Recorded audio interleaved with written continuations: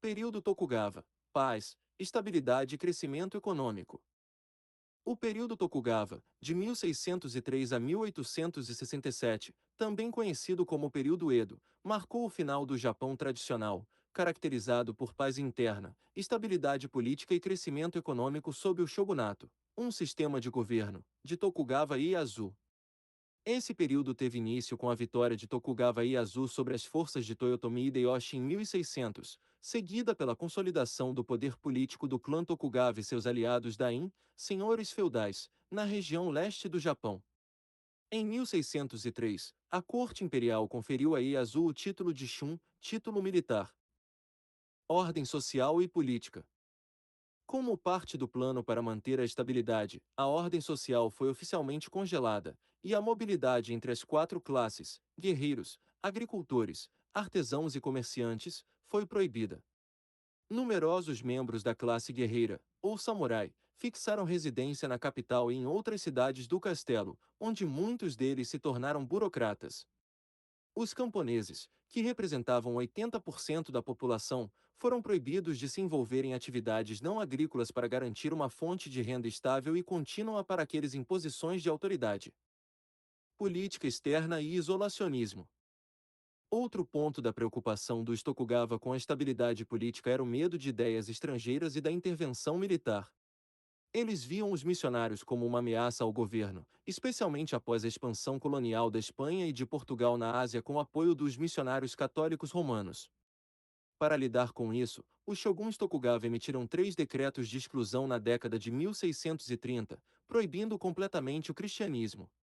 Além disso, a partir de 1633, os japoneses foram proibidos de viajar para o exterior ou de retornar do exterior, e o contato estrangeiro foi limitado a alguns mercadores chineses e holandeses autorizados a negociar através do Porto Sul de Nagasaki. Apesar do afastamento das relações internacionais, estudiosos intelectuais japoneses adquiriram uma compreensão da filosofia, história e medicina ocidentais através de textos que entraram no país via Nagasaki e foram posteriormente traduzidos para o japonês. Crescimento econômico. A economia nacional expandiu-se rapidamente da década de 1680 até o início de 1700.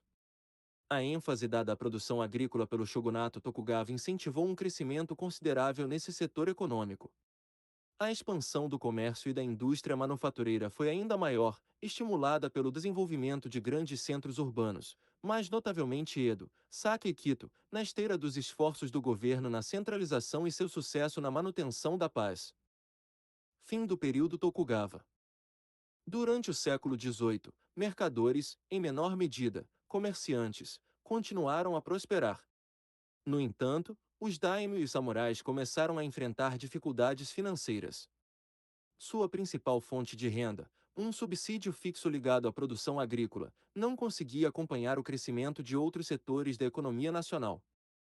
No final dos séculos XVIII e XIX, o governo fez várias tentativas de reforma fiscal. No entanto, a pressão financeira sobre a classe guerreira só aumentou com o passar do tempo. Nos últimos 30 anos de seu governo, o shogunato Tokugawa enfrentou revoltas camponesas, distúrbios samurais e problemas financeiros. Diante desses desafios e da crescente ameaça de invasão americana, os japoneses decidiram aceitar os termos propostos pelos americanos. Esta foi uma estratégia para ganhar tempo enquanto melhoravam suas defesas. Em fevereiro de 1854, a Marinha Americana reapareceu na Baía de Edo, hoje Tóquio. Em 31 de março, eles concluíram o Tratado de Kanagawa, o primeiro tratado entre os dois países.